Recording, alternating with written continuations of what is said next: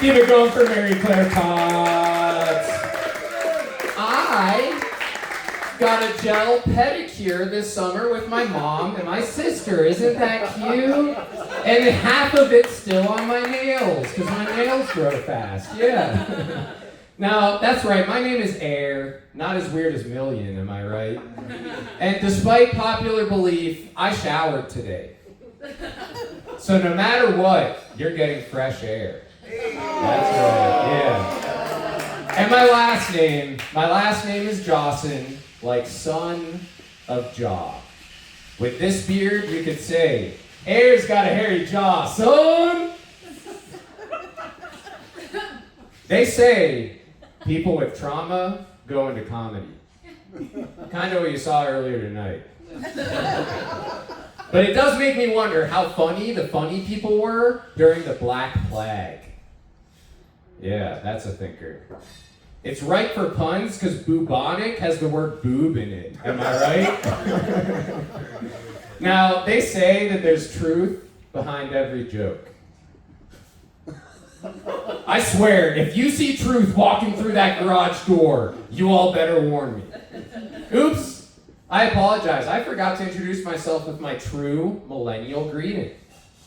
I'm Air Jawson, he, him, baby of my family, ADHD, depression, a bit of anxiety, divorcee, and air fryer owner. That's right. Now I won't say proud air fryer owner. I'm not proud of anything anymore.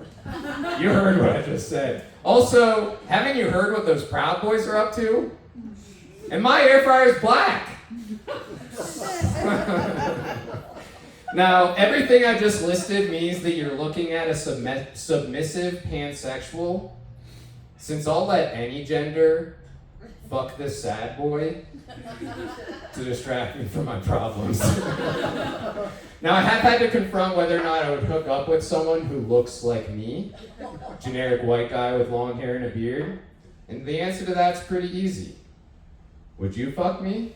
I'd fuck me. I'd fuck me hard.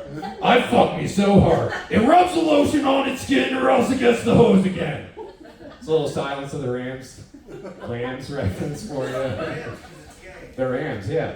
Now, I haven't been oversharing.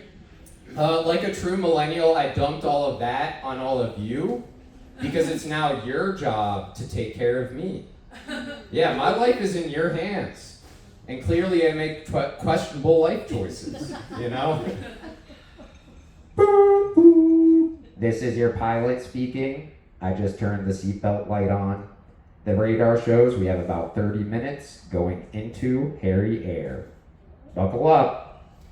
Now, I'm not suicidal, but I do regularly think to myself, yum, microplastics. People talk about emotional support animals. Anybody here have an emotional support animal? And they talk about comfort food. And they also talk about circles of support. That's nouns and shapes. I don't think we talk enough about emotional support clothing. Yeah. You know, the hoodies, the beanies, the flannels, the inanimate objects that make you feel hugged all the time. Since people get awkward when I ask for a hug to last longer than 5 minutes. And I can't afford to pay anyone for more than 5 minutes. Even inflation's even come for hug rates. It's outrageous, you know? Now, some days a beanie is the only thing keeping me together. Yeah. It's the only thing keeping me from having a mentee bee. Now that's not Cardi B's more stable cousin. Mentee B is short for mental breakdown. So if you see me put on a beanie, tread carefully. Now, I can tell I'm in my 30s because I have emotional support socks. Yeah, I'm real cool, right? And I'm so glad the weather is changing because summertime is hard. I still haven't found my emotional support bathing suit. Am I right, Mary Claire? Hell yeah. Lots of mentee B's at those pool parties. You all know what I'm talking about. You all like to have pool parties. Now, anybody here an overthinker? Yeah, we got some overthinkers. Ever since puberty, I've been an overthinker. Hair was popping up places, and I would wonder, why the shaft? Now my therapist says, that's right, I'm in therapy, I'm doing the work, my life isn't in your hands, my life is in my therapist's hands, thank you very much. My therapist says, oh wow, have you ever tried not worrying about it? Y'all, did my therapist Hakuna Matata me? Freaking Disney? Think about, like, it's crazy, like, his dad just died and they're like, hey, ain't no worries, but my dad didn't die, that's nice. Now, I even overthink therapy. My therapist messaged about rescheduling and said sorry a few times. So I responded, not thinking about it, saying, no worries, and I don't think apologies are necessary. As soon as I hit send, I start overthinking. I'm like, no worries? No worries? She's my therapist. She knows that I worry a lot. And if you think about it, it kind of looks like I said, I don't think any apology is necessary. So I think that she'll think that I'm a liar who doesn't say sorry. So I double messaged my therapist. That's a good look, right? And then she sent back, get this, she sent back, before any other words, she sent back, ha ha ha ha, space ha, space H ha. So you want to know what I did? I started overthinking about it. And then I went to the internet to figure out what the heck that means. And guess what? I found a chart. Like a true millennial, I don't have a printer. So I drew the chart for you. Yeah. So let's break this down from the reliable place called the internet. All right. In case someone sends you a bunch of ha's, this is the literal chart. You can buy it from me for $100 later, so I don't want to have to make a new one. She started out her message with ha ha ha ha. Chart says, very funny. Hell yeah. But then she sent ha. Chart says, not funny. Shit. But she sent two of those. So do the not funnies cancel each other out? Or do they cancel the very funny out? And then she closed her message with H-A-H ha. Sort of funny. That's what the chart says. So in all, she sent me very funny, not funny, sort of funny. And I still don't know what the fuck that means. And like a true comedian, I care whether or not my therapist thinks I'm funny. And all I can tell from that is she doesn't think I'm very funny, and that kind of sort of very hurts a lot. Now, one more thing about overthinking. I tend to look for meaning in things where there probably, likely, definitely is none. Does anyone want to help me figure out what that means after the show? I've been blessed with a good memory. Anybody here have a good memory? No. Lucky people, because I get to remember all the times I'm awkward. Which, surprise, it's a lot. So I met a grown man who introduced himself as Hoppy. A grown man was like, hi, I'm Hoppy. And then about a week later, I realized my friend who I was talking with might also know Hoppy. So I'm going on about this guy Hoppy, except I misremember his name as Poppy.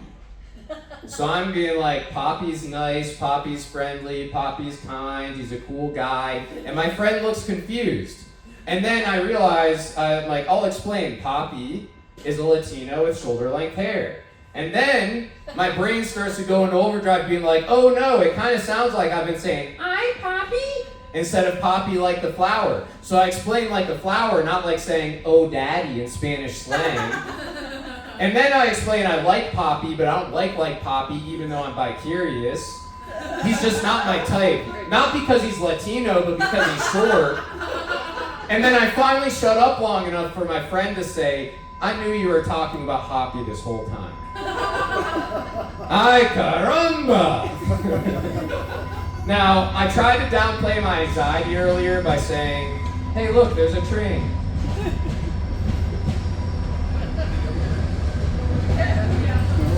Fun fact, I like how people were looking at the train. Nobody on it. I don't hyperfixate on trains, but I do have a favorite utensil. Anybody else have a favorite utensil? Yeah. Nice. Anyways, back on track. I tried to downplay my anxiety earlier by saying I have a bit of anxiety. That's just man talk for what I struggle with the most. Yeah. My anxiety kills my appetite. And when it gets really bad, it makes me want to pee every 10 minutes. Yeah. Not to brag, but I went to the doctor for the first time in 7 years. Yeah, clap more for that than TJ's sobriety.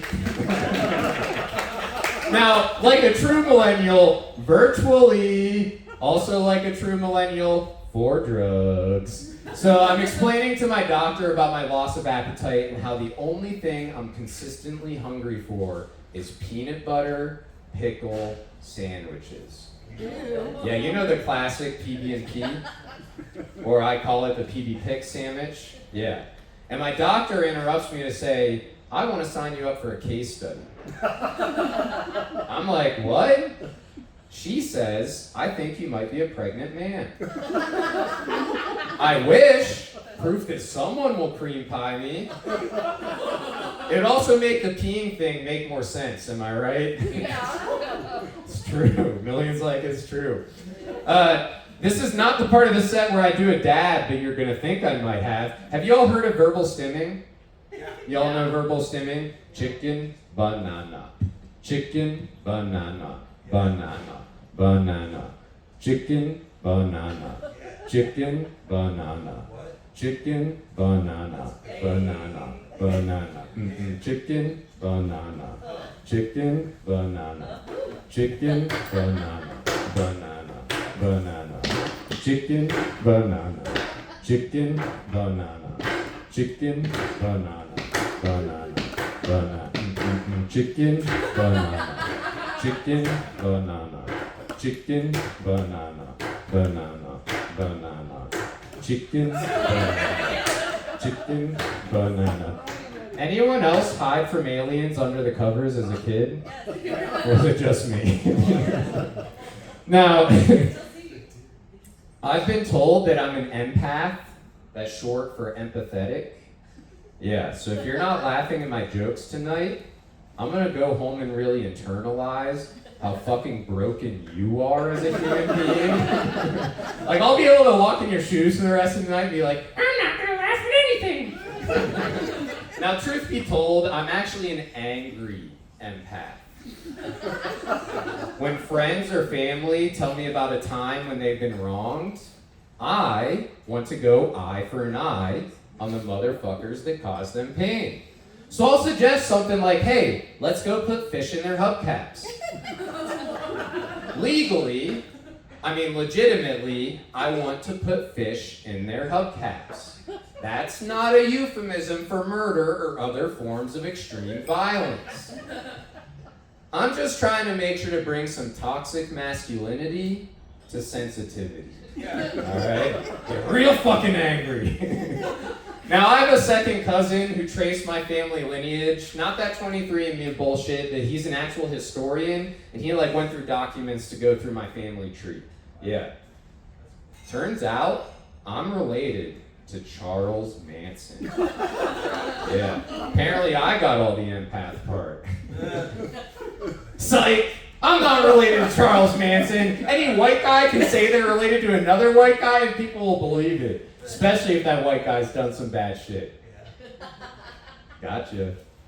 Double psych! Gotcha again. Turns out I really am related to a horrible white guy, and I actually think he's worse than Thomas Jefferson. Wait, you said yeah. Oops. Than Charles Manson. Cat's out of the bag. No joke, I'm related to Thomas Jefferson. Yeah. You're looking at presidential blood, which means jack shit. Also, it makes me wonder who the frick in my family ruined my nepotism. Am I right? I have to be in front of you tonight instead of whatever, presidential nepotism I should have. But it does mean, and stick with me here, it does mean I might, keyword might, be 1% black. He boinked his slaves, Thomas Jefferson boinked his slaves, and so since I'm related, I might be a teeny weeny bit black, which means it's kind of appropriate to call me Jesus, because Jesus was black. You can call me double bi Jesus, biracial, bisexual Jesus. Even Jesus has got to stay woke in 2025. This should be no surprise. I shed a lot of hair. Anybody have pets that shed a lot of hair? You can adopt me. But I shed a lot of hair, and I love true crime. That should also be no surprise. I'm a white guy in his 30s. Now, I do worry a lot that my hair is going to float around and end up at a crime scene. Yeah. I'm too careful when doing crime, but not when I'm crime-free bopping around, you know? And I know science. Air currents mean that after this train walks by, hi, look at the train walking. Hey, Million, if I sit next to you on a train, will you jerk me off? Yeah, well, I'd be in the middle. What? Well, there's a question asked earlier. What if two women are next to you? Will you jerk them off? That's the only polite thing to do.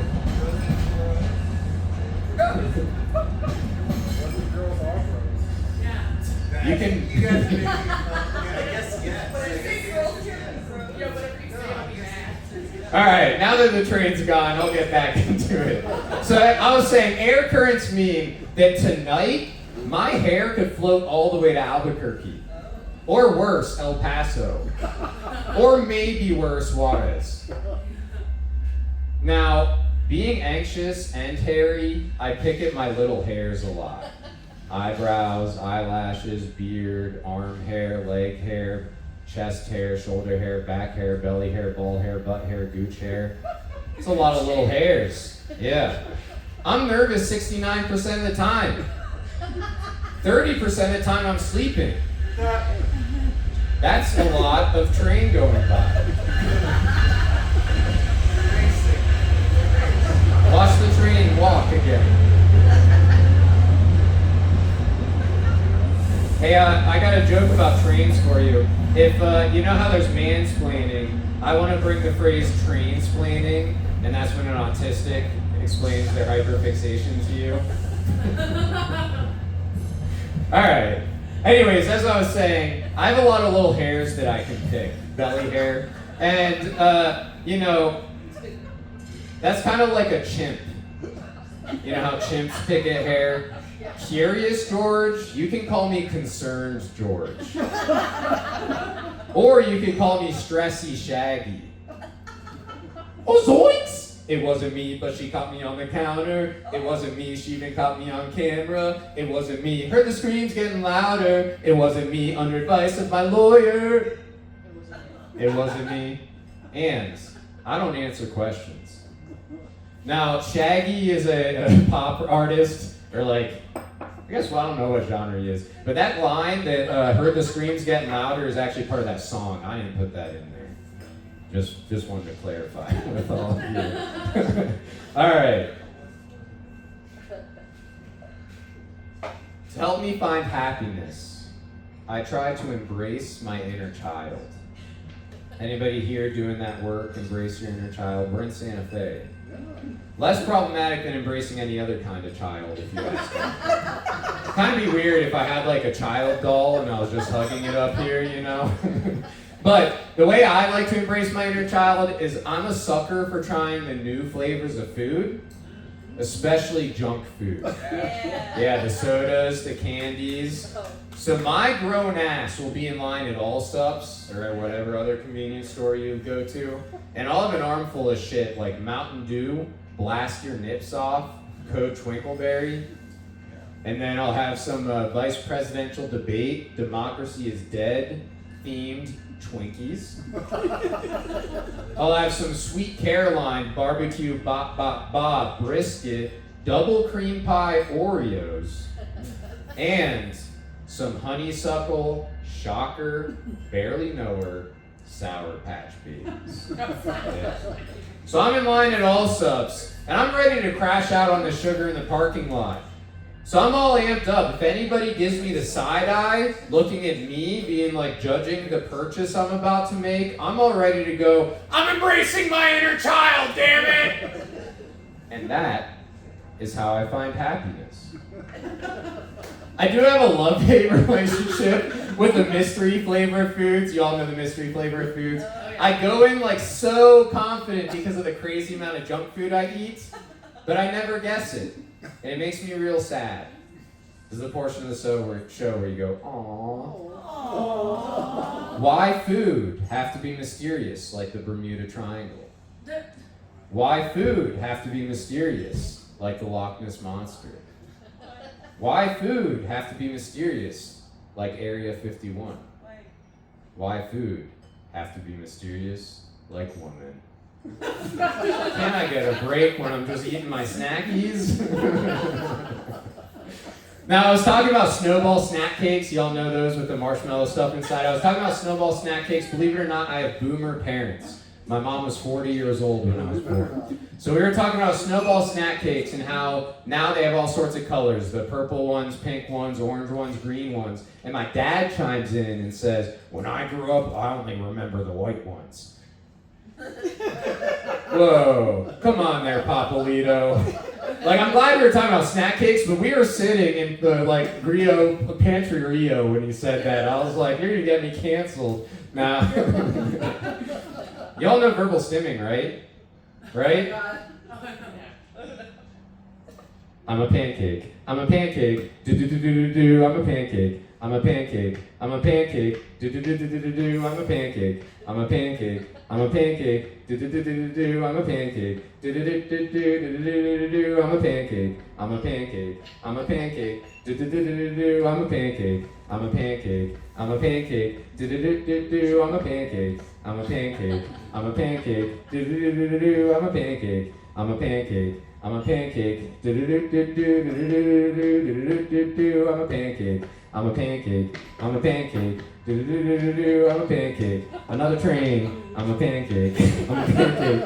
Do-do-do-do-do. I'm a pancake. I'm a pancake. I'm a pancake. Do-do-do-do-do-do. I'm a pancake.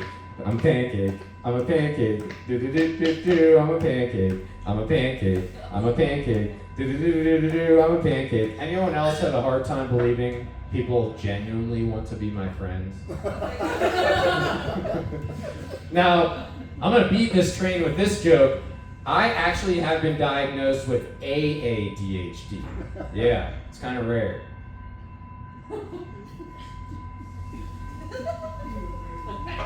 Apparently, I'm an alcoholic who forgets about all the meetings. But in my defense, I'm too distracted to even realize I have a problem.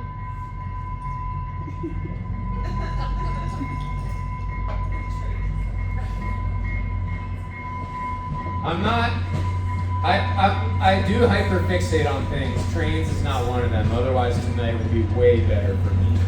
But it might be a little bit awkward for you because I might be pitching a tent while I'm up here.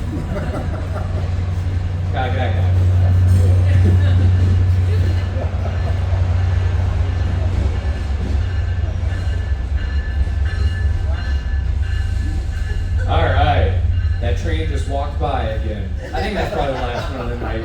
Now, I'm a fan of fidgets. Y'all know fidgets?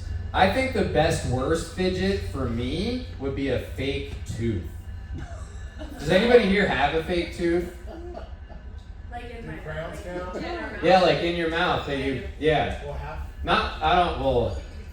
Anyways, the type of fake tooth you can pop in and out. You know what I'm saying? That's the type of fake tooth I want. Because I would pop that thing in and out until my gums bleed. Yeah. Oh my God. I accidentally swallow it. Or I unintentionally flick it into someone's face. And they look at me with such pity that I'm too embarrassed, humiliated, and ashamed to touch a fake tooth ever again.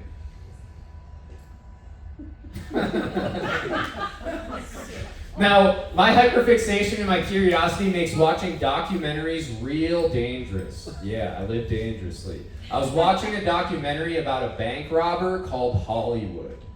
He made his own wigs and face prosthetics, and he successfully robbed banks 18 times. So I'm watching this, and I'm like, I could do that. Especially because after the first bank, I could just shave my whole body and no one would know it was me. But knowing myself, on like the fourth or fifth bank, I would get like bored a little bit, and I'd forget to put on a wig. And as they arrested me, I would mutter to myself, Jack of all trades, master of none. Anybody here competitive? Got a few competitive people. I'm actually oddly competitive. I'm competitive about weird things. Like when I play pickup basketball, I show up being like, hey boys, let's have fun. And when it comes to silly, dumb games like two truths and a lie, I'm out for blood. Like I want everyone to believe that I'm related to Charles Manson. Yeah. Now there is one game that I want to be the #1 top best at. And it was kind of popular on social media a couple of years ago. I want to be the GOAT, the greatest of all time at the game called Guess My Fart. Nothing would bring me more joy than you all walking up to me and saying, hey Air, guess my fart. And then I go, and that's exactly the sound your fart makes. Or like when it's one of those trumpet ones, it's like, like that would bring me so much joy to be able to guess all of your farts. And when I'm in a relationship, I don't like to keep score unless it's with Guess My Fart. Yeah. Now, I brought up inner child earlier. I've been unlocking core memories. Anybody else unlocking core memories? I've been unlocking them through therapy and drugs. I'll let you decide which method is more effective. I'm finding out the keys to unlock these like fucked up memories are really weird shapes. Like lots of altar boys have a key shaped like a cross with veins on it and a couple little balls. Yeah, that's a priest molestation joke for you. Anyways, I have a key shaped like a bird. Yeah, it's shaped like a bird. I'm 4 years old, in the backyard, playing in a kiddie pool, and my mom is inside. So it felt like the first time I was not under direct supervision. Yeah. So I'm splashing around and I feel something touch my back, and I decide not to worry about it. Until later, my skin feels weirdly tight around one of my shoulder blades. So I reach back. You've all seen dried bird poop with that little chunk of purple, right? I know I touched and squished that purple. And I'm 4 years old. I don't know it's a bird turd. I think my skin is melting or something. So I'm freaking out and crying until my mom stops laughing enough to wipe it off and just tell me it's bird poop. And that's what I get for not freaking worrying about it. Hakuna Matata my ass. And since that's a core memory of mine, I think it reveals a lot about me. So we've really gotten close tonight. My mom likes to retell the story of potty training me so much that she actually gave it a title. Yeah. She calls it the vicious cycle. I didn't want to poop, not even in diapers. I would hold it in for so long that it would get so big and so hard, it would hurt coming out. And so I would hold it in again, thus creating the vicious cycle. Damn, Linda, don't kink shame me. Oh my God. Can a toddler stretch his butthole in peace? It got so bad that my mom had to resort to poo-poo prizes, like small stickers, small rewards, little toys, every time I took a dump. But I am a smart kid. I'm a very smart kid. As soon as I realized I could use those little toys to stretch me out, in my mom's eyes, in Linda's eyes, I stopped the vicious cycle. She's seen me perform that joke before. Anyways, I'm going to talk about Google Incognito mode, the Google Chrome feature that automatically hides your search history. Teenagers these days don't know how lucky they are. Like, I still remember the time I forgot to clear the history,